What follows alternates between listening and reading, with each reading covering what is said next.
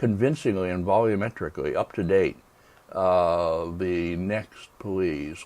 Yeah, here is a mountain, just to show these mountain ridges and how powerfully and dramatically they are rendered, and the rather sparing use of the heavy green and blue colors. This is a blue and green landscape of a kind that we scarcely see later.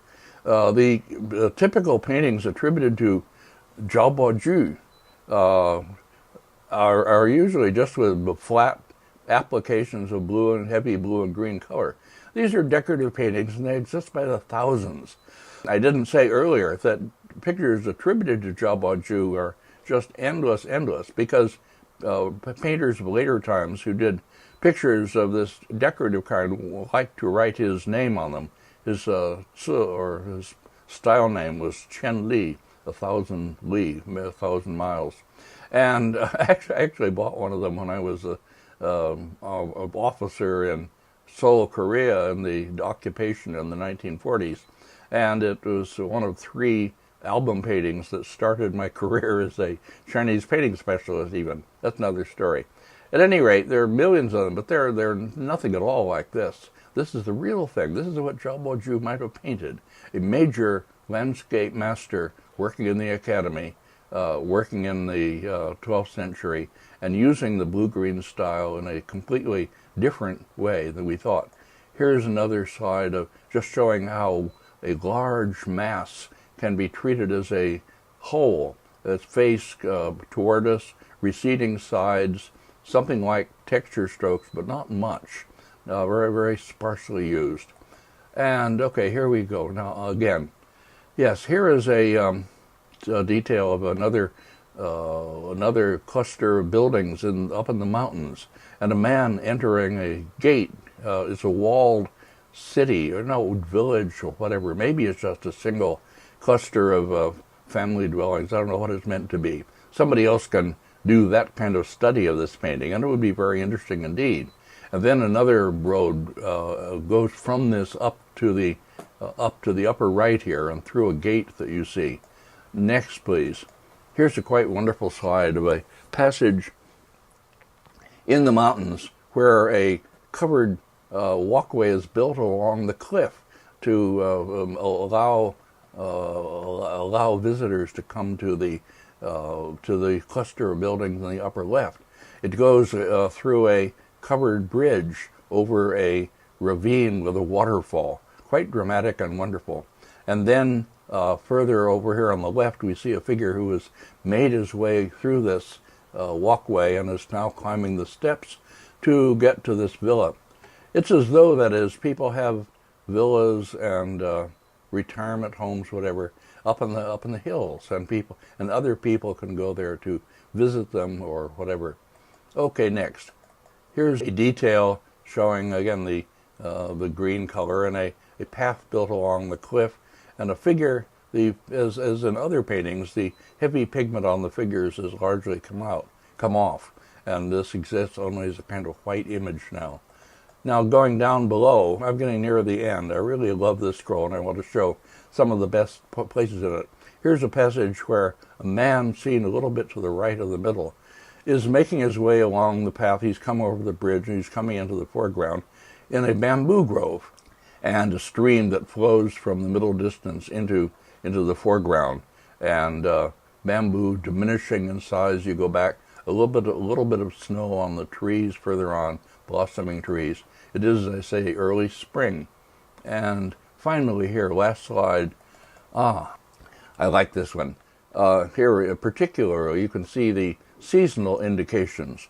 On the one hand, bits of snow still lying on the branches of the trees, and on the other hand, blossoming trees and a red camellia, is it? Anyway, whatever, down here in the lower left, indicating that it's early spring. And 3 impressive figures again, men of some stature and their servant, turning to each other and about to enter what seems to be some kind of a shrine. And you can see inside the darkened interior of the shrine, quite wonderfully depicted. Okay, and up above, pine trees. Now, for people, for visitors, viewers of the time, these details meant more than they do to us, or at least to me, because they must have known what kind of shrine this was and why the men were visiting it in early spring. And they had much more sense of what was going on in the picture. And if we think about how people read the painting or saw it, you have to realize that they had it. They didn't have to look at it in a glass case. They had it in front of them on a table, and they would be seated and rolling the scroll from their right hand from their left hand into the right hand gradually, moving gradually leftward over the surface of the scroll, and enjoying details. They had to be pretty sharp-eyed to see all this, but the way they enjoyed it might be not too unlike the way I've tried to present it. That is, seeing all these interesting things going on in it, all this in a spatially unified and, so to speak, geologically unified setting. Okay, quite a wonderful painting, and I haven't really said much about the artist, but let me do that before we go on. Zhao Baoju is an academy master who served under Huizong in Huizong's academy, and then he became one of the next emperor, Gaozong's favorite painters, in the newly founded Southern Sung Academy in the south. His specialty, as I say, was blue and green landscapes. We saw already examples of that in the Northern Sung, one by Wang Shun, for instance, who was a kind of aristocrat amateur painter. Li Tang, we'll see, also did blue and green landscape. We'll see an example by him. So this represents some absorption of literati taste or scholar amateur taste into painting in the academy. This taste for antiquity and for old styles. Zhao Baoju himself was another distant member of the Sung imperial family. He held some posts other than as a painter. He was the keeper of the imperial seal and so on. And as I say, there are thousands of paintings attributed to him, but this is the only one that makes much sense as a work of the time and by a great master.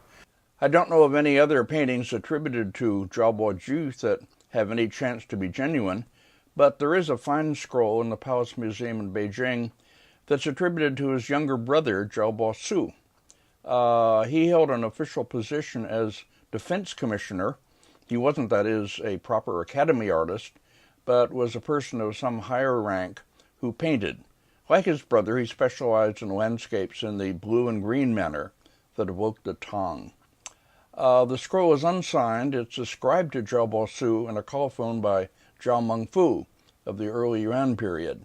There's also a colophon by another Yuan master, Nizan, and seals of famous collectors. The scroll is very much appreciated over the centuries.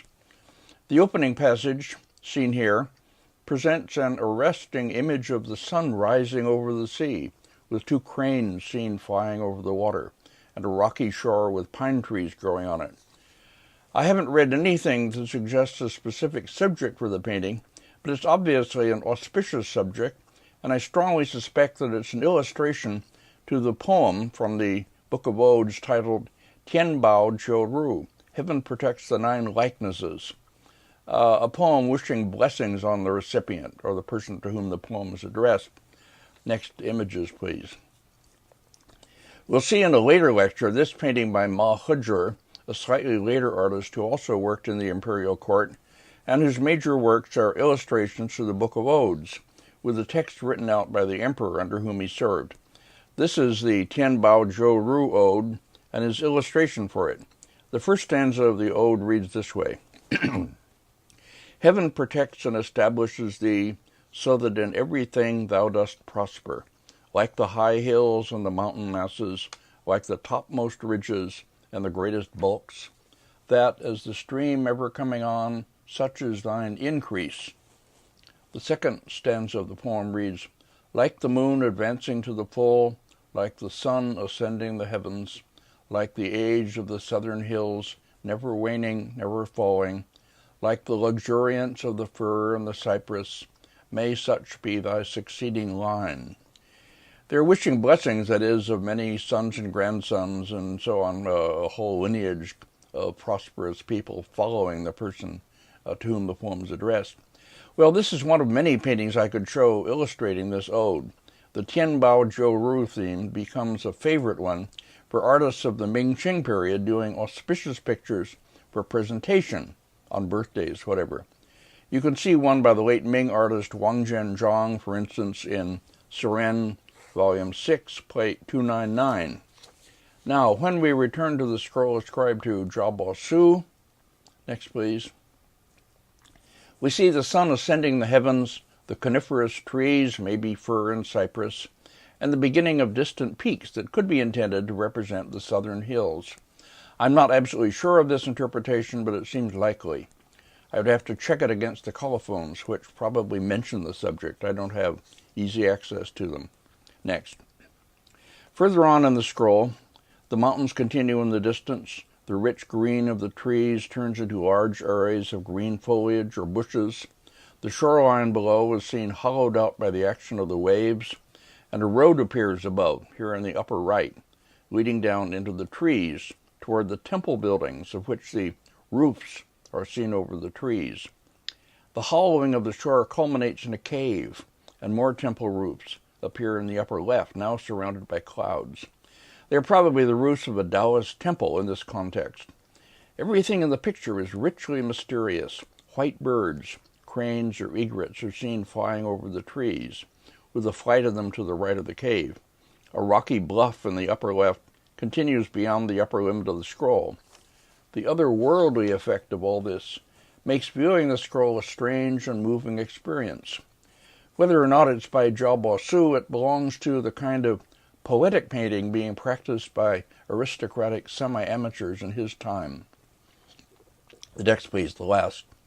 As the scroll ends, distant peaks appear again against the sky in the upper part, while below a near shore rises with tall pine trees growing on it, along with smaller trees under them.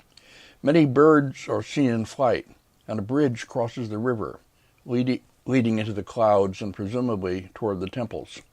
And to complete the auspicious imagery, white mushrooms are growing at the base of the trees, presumably the linger mushrooms, which themselves stand for long life. Eating certain magical ones even brings immortality.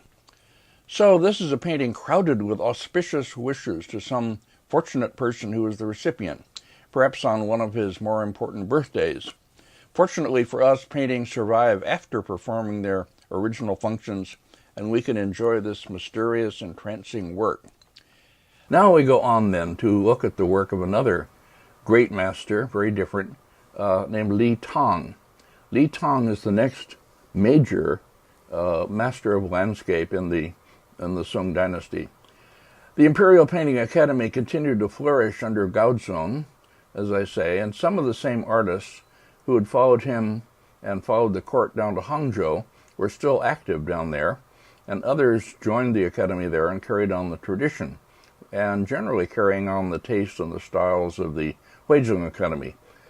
Tang in landscape was the major master there.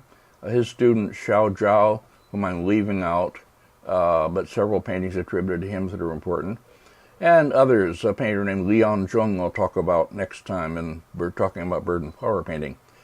Tang, as I say, was the next great landscapist in the Song dynasty after Guoxi. He must have been conscious of carrying on the great monumental landscape tradition, but under some pressure to conform to a new taste, which was very different from the what lay behind, the kind of thinking and the approach to representations that lay behind the great landscapes of the Northern Song.